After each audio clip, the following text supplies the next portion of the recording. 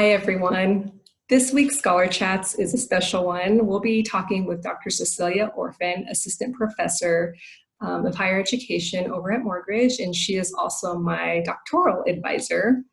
Dr. Orphan's scholarly agenda interrogates the following question: what is higher education's purpose in a society that aspires to be democratic? Under this question, she pursues three lines of inquiry: how neoliberal policy discourses affect higher education's public purposes, how regional comprehensive universities, also known as RCUs, embody their tripartite missions of educational access, regional civic and economic improvement, and student-centeredness, how RCUs navigate policy, legitimacy, and funding challenges while advancing their missions is the third question. Dr. Orphan teaches courses in organization and governance, public policy, and ranking systems in higher education.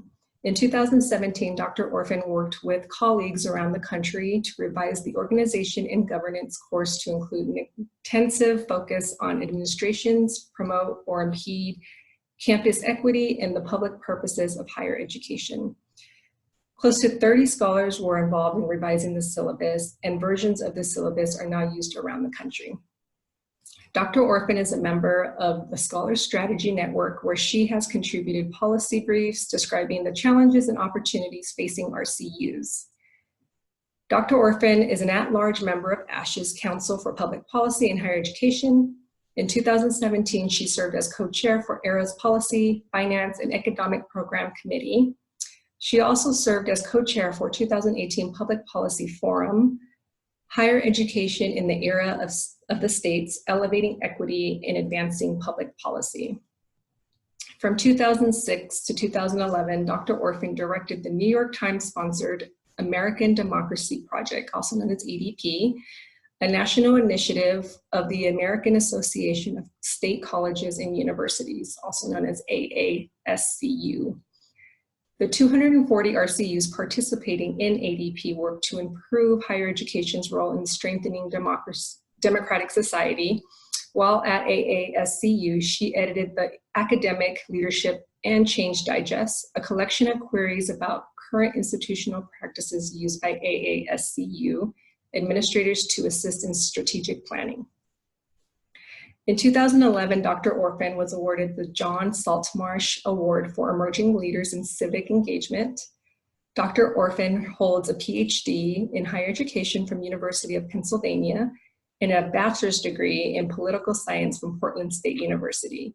And I would also like to mention that Dr. Orphan is an incredible, intentional scholar and leader, and she's incredibly intentional with working with diverse students. She often asks us for feedback, and she's willing to change things up just to be more inclusive. So I adore her, and I hope that you all get to learn with her and take one of her classes one of these days as well. Let's hear from Dr. Orphan. Hi, Dr. Orphan, thank you so much for joining us for Scholar Chat for this week. Oh, thanks for having me. And I just want to say really quickly how lucky you all are to have Dr. Judy Marquez Kiyama and Mary Salceda as your teaching team. They're phenomenal, brilliant scholars. So I wish I were in the room with you all every week, because I think you're probably having a lot of fun and learning a Oh, lot. thank you so much. Really appreciate that. So I have some questions for you, and I'm going to start off with the first one, okay? So can you tell us how the topic emerged and how the process looked to get the article published? Yeah, it's a good, and I have to say your questions, I was joking with Dr. Kiyama, your questions are very good and very hard. So I felt like I was going through peer review again, which is good. So the first part of the question, from 2006 to 2011, I worked in Washington, D.C., directing a national political engagement project for the American Association of State Colleges and Universities. And the short way to say that is ASCU. ASCU has an initiative called the American Democracy Project. And within ASCU's membership are over 400 regional comprehensive universities, which you know a little bit about from reading the paper. They have that regional service mission. And my job was to help those campuses institutionalize opportunities for students, a vast majority who had been historically disenfranchised from the political process as immigrants, first-generation college students, low-income folks, folks of color, queer folks. So our job was to really be intentional about providing them opportunities to develop political efficacy and political skills for participation in the political process. And I was very passionate about that work. And in large part because I think often when we see very visible student leaders within civic spaces, they come from particular institution types, and they have identities that are not often marginalized. And so we were really working to center and help bring those folks into political activity and political engagement. And a lot of them already had been politically engaged. I should also say that. There are a lot of activists in that network and folks that were already doing stuff. So we were really trying to build up that activity. And so when I started, the project itself was 2 years old when I started. And a number of the campuses that joined in my first couple of years directing that project did everything that the research and best practices says you're supposed to do to institutionalize that kind of commitment. And in the paper, we describe it as a civic commitment. And so I worked closely with leaders on the campus, students all the way to administrators, to do everything that you're supposed to do. And when I was leaving in 2011 to start my PhD program, I had noticed that a few campuses that had what seemed like a very strong commitment in place and were doing a lot of work at one point, that commitment had attenuated. And so I was really curious what happened there. And so it got me really interested in the F word, failure. Mm-hmm. And so when I started my doctoral program and visiting with my advisor, he very generously invited me to think of a research project that we might work on together and then basically lead the research. And so I told him I was really interested in trying to understand why campuses, the institutionalization efforts had failed.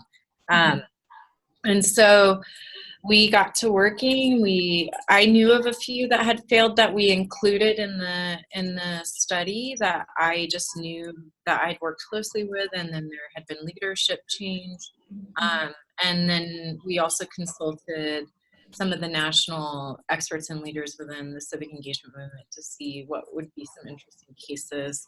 And so that's really where the idea came from. And I have to say, it's very embarrassing, truly, but when I first became a faculty member, I had submitted this paper in an earlier format, which was not a very good paper. It's actually one that Oregon Gov students used to read before this one. And it got rejected, and I hid from it for like 2 or 3 years, which is really embarrassing, which I hope you all never do that. I really regret that. And then when in the last year and a half, I had participated in the National Center for Faculty Development and Diversity workshops, and I just love them so much. And I know some of you have probably heard me just speak very highly of what they do. And one thing I took away from those trainings was this idea, and in food service, I used to work in food service like any good blue collar person, and most of us have worked in food service at some point. We had this principle of first in, first out, meaning you put the oldest food up front in the deli case, and those should sell first, and the newer food, which would last longer, should sell last. And so I realized I needed to do that with my manuscripts. I needed to get the old stuff out and then worry about getting the newer stuff out. So I had to go back to this paper that I'd been hiding from for like 2 years And so I dramatically revised it over the summer with the help of my advisor, Matt Hartley, and we submitted it to the Journal of Higher Education. And I just heard last week that we got to revise and resubmit. So that doesn't mean it's published yet. And they still may reject it after we make the revisions to it, but hopefully it's one step closer to being published. Thank you so much for sharing that. I mean, usually as students, we read the articles and we assume that they're published and we assume that it's easy, right? And, but we're learning that it's a process, and sometimes rejection is part of that process, right? And you don't give up, you continue to go. So I think sharing that with doctoral students is very valuable, because then that kind of sets our expectations too, right? So thank you. Yeah, it's rejection is a part of academic life, and one thing I always say, but I hadn't internalized until now, is that a rejection from one journal is just a revise and resubmit to another one. So take the feedback you get, revise it like we did, and then maybe you'll have a better outcome in another journal. Yeah, thanks. We use Paul Goodman's and James Dean's 5 facets of institutionalization. Can you speak more about this and what led you to use this theoretical proposition? You called it a proposition in the article. Yeah, that's a great question, Mary. And you know what? One of our reviewers asked us the same question. So I'm going to have to address that in the revision because they wanted to know more about that too. It's a pretty old framework. And we reviewed, one of the first tasks my advisor had me do was just look at all the research to that point. And this was in 2011. That had been done about institutionalization efforts. And so I looked at tons of different frameworks, and just based on my own, and this is always in research, you have your own expertise and experience, like experiential expertise that you develop. And I had followed these campuses so closely and worked with them so closely that I had thought that these 5 facets might be a way to think about what happened or what didn't happen. And so there are 3 in particular that I really gravitated towards that I thought might be going on. So I wanted to test them out through that like proposition, the theoretical propositions. And the first was this idea of a guiding coalition. And I had seen in the campuses that they did I had perceived they had a guiding coalition in place. I worked closely with them. And so I thought, okay, that facet seemed to be there. I also saw that there on the campuses, more and more people were preferring that they find ways to help students develop these civic and political skills. They were reporting to us that like through going to our conferences or just me being on their campuses, that I'd have people come up to me, like old faculty come up to me and say, this is why I got a PhD, but somewhere along the way with tenure and promotion and just trying to run that rat race, I lost sight of that goal. And so I just really thank the leaders of this project on the campus for bringing me back to that kind of first love. So we did see a lot of preference across the board of people really taking up the work and students really loving it and buying into it. And then the last was that I thought that there was, in the cases that we saw, just a critical mass of people that were engaged in the work. And it just felt in many ways, just from the outside looking in, that it was growing pretty quickly. And so it was falling on fertile ground. So I just thought, well, if that's kind of anecdotally what I noticed, and now I have this framework that I can test out if what we saw was in fact true, that's why we chose it. So that's always when you're using a theoretical framework, it's always, and sometimes it can happen too, that you choose a theoretical framework, it organizes your data collection.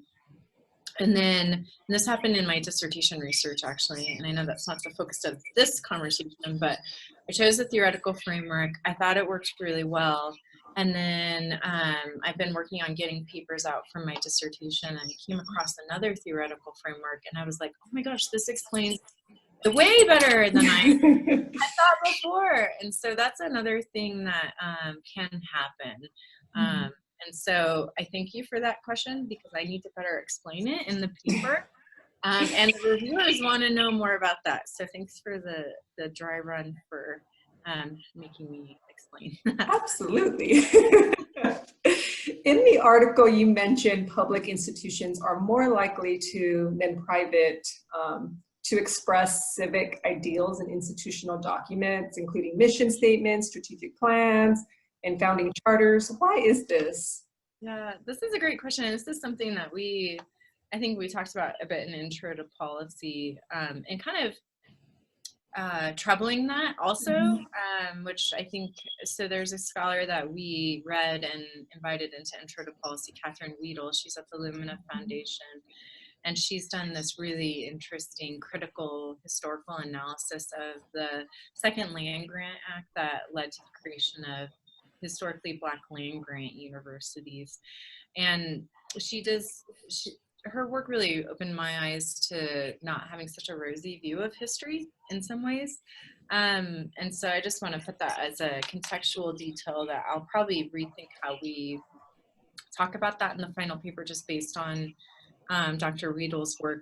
But there's this idea that if you take history of higher education, or if you read John Thalen's book, A History of Higher Education, which is one of probably the most commonly read history books about higher education, that public institutions were really established to be vanguards and laboratories of democracy, and that they, by their design and charter, that was their focus. Now, I think that maybe parts of that were there, but I think also there are some other troubling aspects of that. So one would be that land grants were land that was taken from Native people and given to states to create higher education institutions. And then we know that the Second Moral Land Grant Act was actually created to maintain racial segregation. And so I think, and then people often point to Thomas Jefferson as being a really important figure in U.S. higher education history. And he founded the University of Virginia, and his idea was that all U.S. citizens should have training in how to participate in the newly created republic. Now, it's important to note that those citizens were land-holding white men.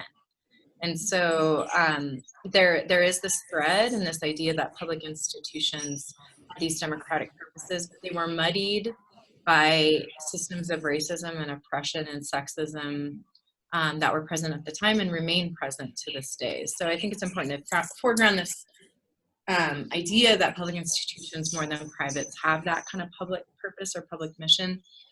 Regional comprehensive universities on the whole are much newer institutions.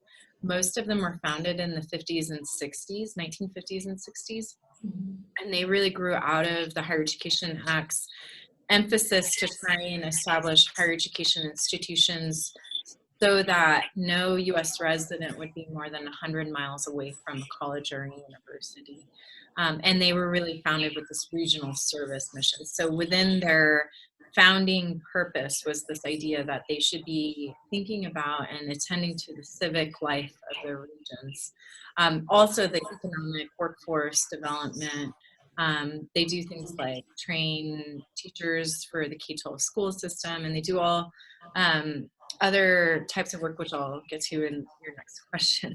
That is like what we were thinking of then. My thinking on that has changed. So that's one of the challenging things about when you publish something and then you read something or you encounter another scholar or student makes you think about something differently, and you're like, I could go back in my time machine and change that, and the way I'm talking about that I would. So this is a great instance where I can actually go back and trouble that a bit more. But that's kind of why at that time we were thinking of public institutions as being more explicitly focused on those civic democratic purposes. Thank you. Can you speak more about how civic purposes are threatened at regional comprehensive universities by neoliberalism? I certainly can. That was my whole presentation. So, So, like I was talking about, regional comprehensive universities were really founded with this regional service mission. And so I've conceptualized it as having three dimensions. The first is focused on students and student needs and holistic student supports. And this is really because a large proportion of their students are first in their families to graduate or to attend college. And so they need different types of supports than other students might. They need the same types of supports as many students, but they also need help with navigating like a university bureaucracy or figuring out financial aid and things like that. And so regionals really try very hard, despite very limited resources, to provide that kind of wraparound support for students. The other aspect of their mission, and the other piece to mention is that their faculty are really evaluated on how good they are at teaching and mentoring students. That's a huge part of how faculty are promoted. And so that I tie to that student-centered mission.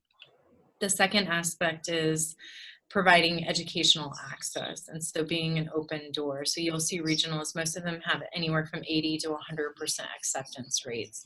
And I've had presidents joke that we take the top 100%, which they take very seriously, meaning anyone who applies, they're going to give them an opportunity to study there.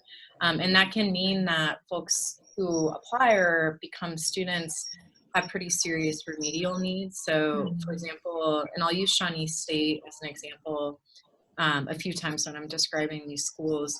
Shawnee State's in Southern Ohio in Appalachia, and it's one of probably 60 or 70 truly open access four-year institutions, meaning that students, they enroll, some of them don't know how to read yet. And so they actually teach them how to read, and then they go through remedial and developmental education, which can take a few years, and then they are ready for college level courses.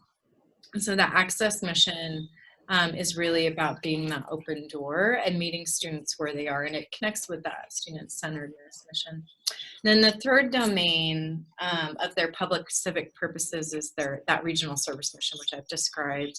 So it's not uncommon to find that the mayor or city council people have degrees from that institution. There's a lot of partnerships that the institution will make with government agencies, with nonprofit organizations, with schools to address whatever opportunities and challenges there are facing the region.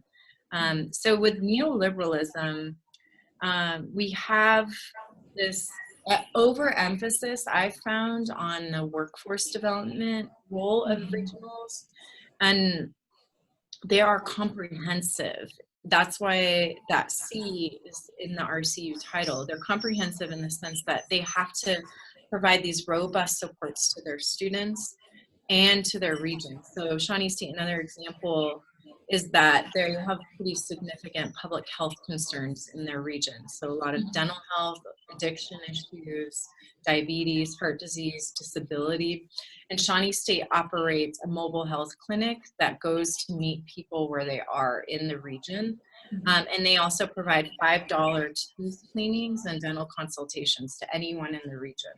And so when you have states and neoliberal ideology, neoliberal policy that's really focused only on how are you training workers, it ignores all of these other aspects of that comprehensive mission that regions have really come to depend on. And not all RCUs are perfect. Not all of them do a good job of serving their regions, but many, many do. And so there are a lot of implications created for this just hyper focus on workforce development, and then assessing and accountability around metrics that don't think about that overall comprehensive mission that can really threaten the mission of regional comprehensive universities.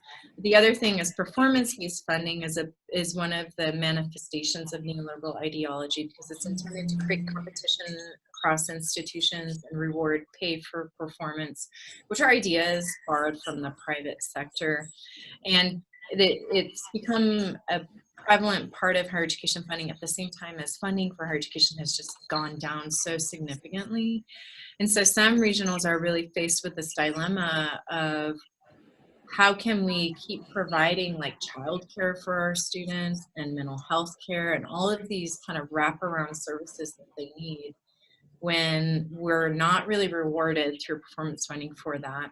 And we are constantly having our funding cut. So one of the easy things to do is to become more selective, to become more exclusionary in your admissions practices, so that the students that you begin admitting don't need those kind of supports, and they're more likely to graduate without absent of those supports. So I think that's another huge threat to the RCU mission that neoliberalism presents. And I could go on forever about Yeah, no, that's huge. I mean, comprehensives, they are champions for upward social mobility because of their open access, and that threat is major for many. I mean, I got my undergraduate degree at a regional comprehensive, which I felt was very transformative for myself, and I can imagine they're doing that for many other students too. So wow. Me too. Yep.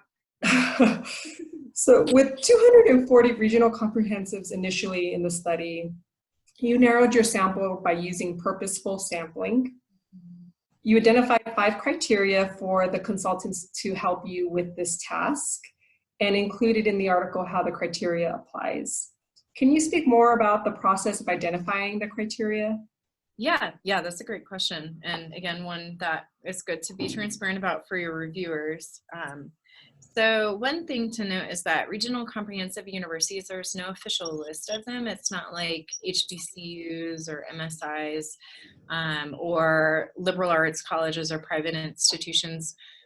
So one of the challenges with identifying them is that a lot of people will use proxies, and they're not good proxies. So by proxies, I mean other characteristics that can maybe group or identify them.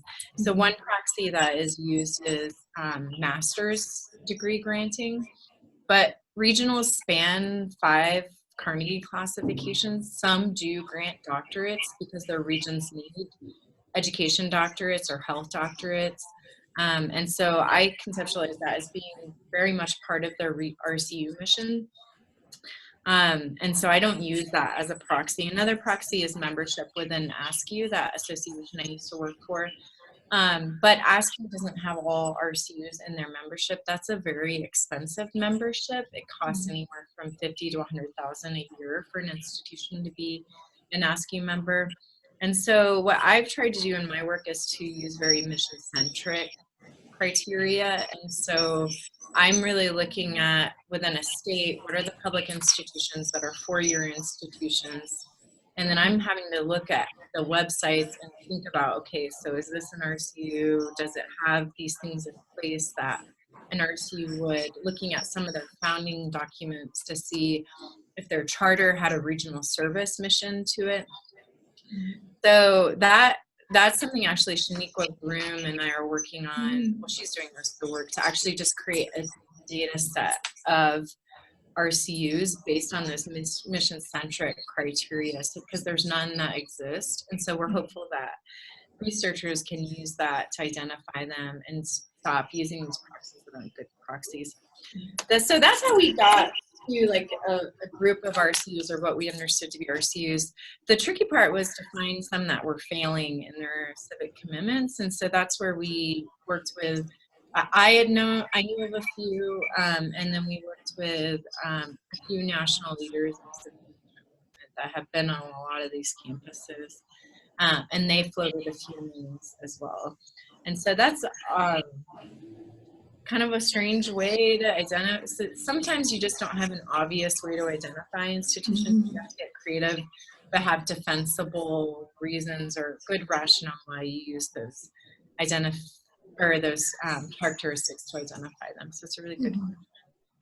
The students in class recently read Goldner's Cosmos and Locals. Yeah. The article, are you familiar with that article? Yes. Yeah, okay. One thing you mentioned is the article is, in the article is longevity of senior administrators committed to a change as an important factor influencing institutionalization.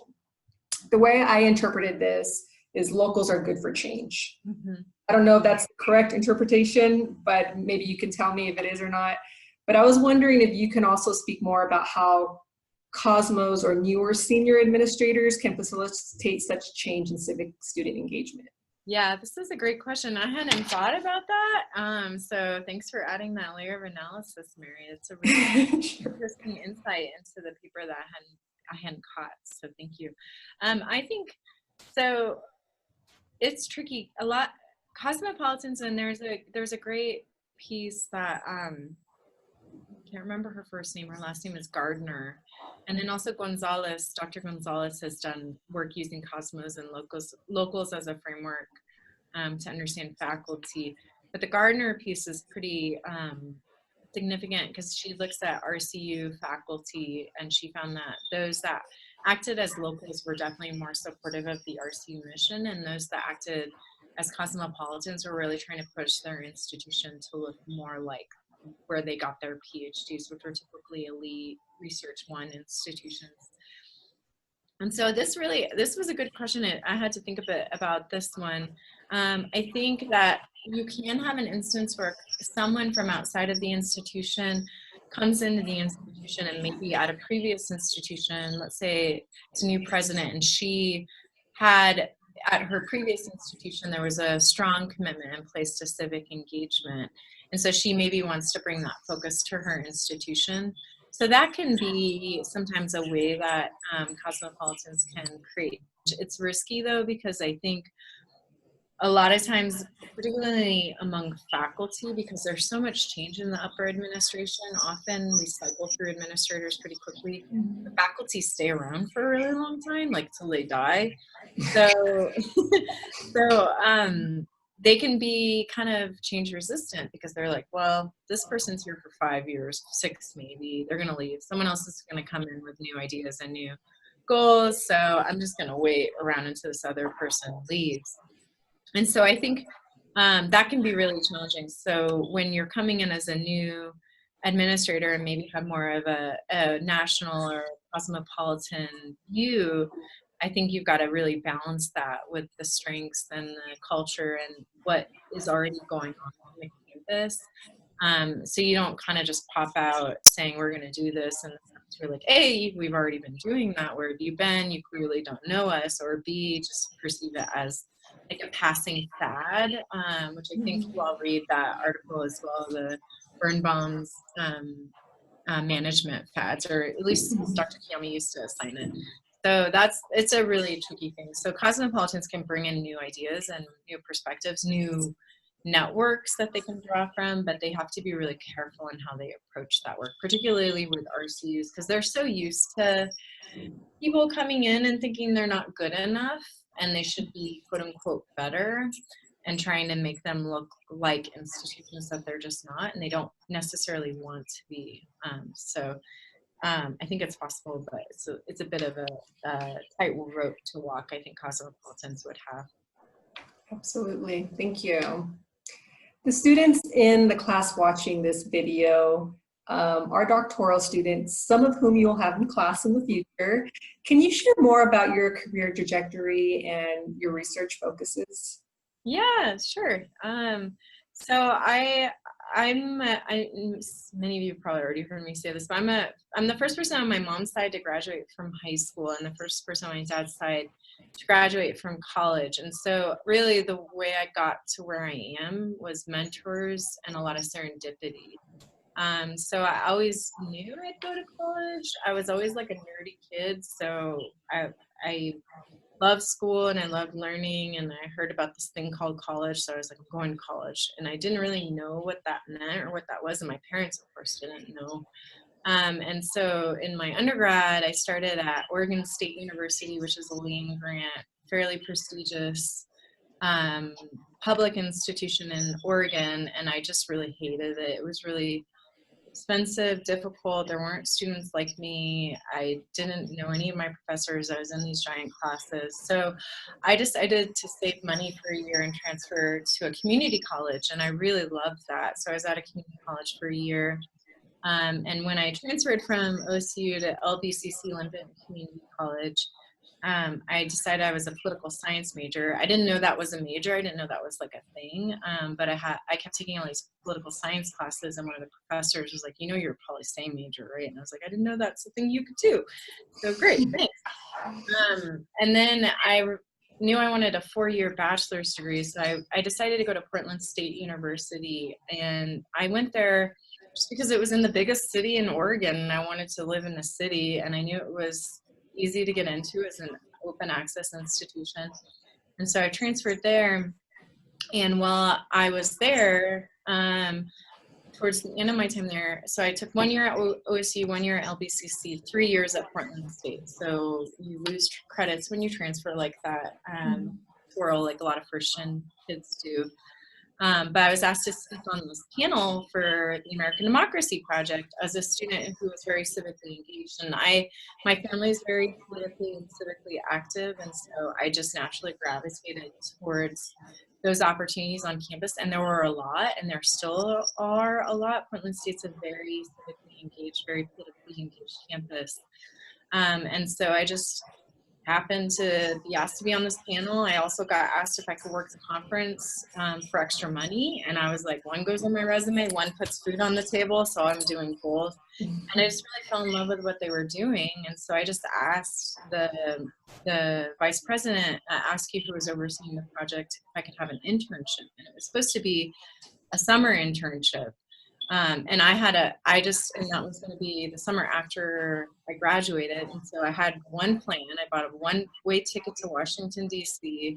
And I just said, I'm just going to make myself so indispensable that they have to keep me on after the internship, which I now understand would never have happened. That, like, they just don't have the budget for that, but I didn't know that. So that was my plan. I had bought my one-way ticket. It was like the end of the school year, and I got an email from George, who ended up being my boss, saying I need to talk to you about the position. And I said, okay. So I get on the phone with him, and he says, I have good news for you and I have bad news for you.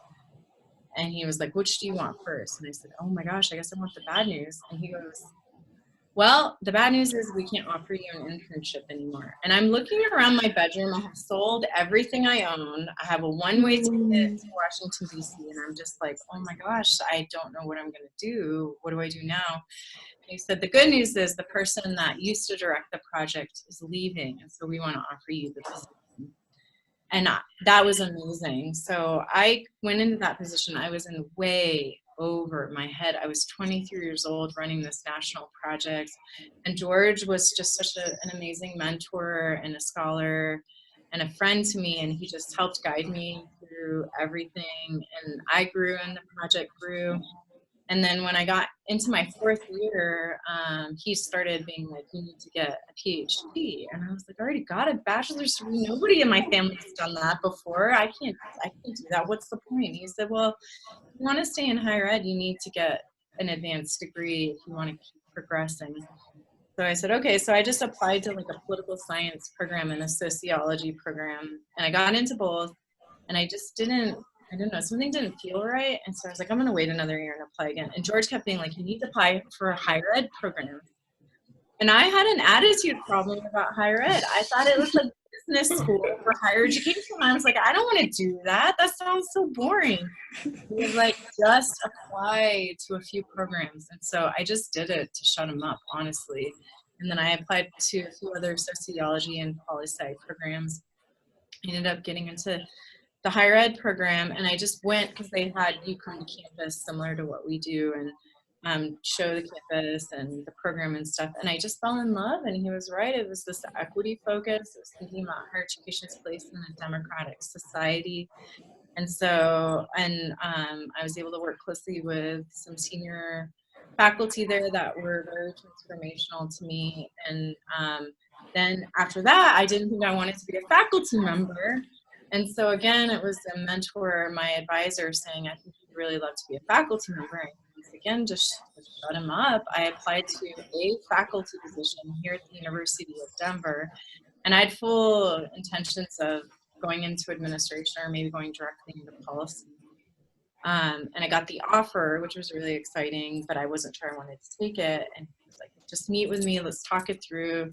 And so he talked me into accepting the position, and I'm just so glad he did, because this is the best job in the world. I get to work with students like you, and I get to learn new things every single day. I get the freedom to research what I think is really important and what I care about, and work with just some of the most amazing people I've ever met. So I just feel so lucky that I get to do what I do every day. And I also feel lucky that being a first-gen student, having these mentors along this way, and just a lot of serendipity and luck that I was able to find my way. And what I'm passionate about is to make sure that it's not that hard or convoluted for other first-gen students, that they see a clear pathway and they know what the steps are, and they know the benefits to whatever degree they might choose and whatever path they might choose.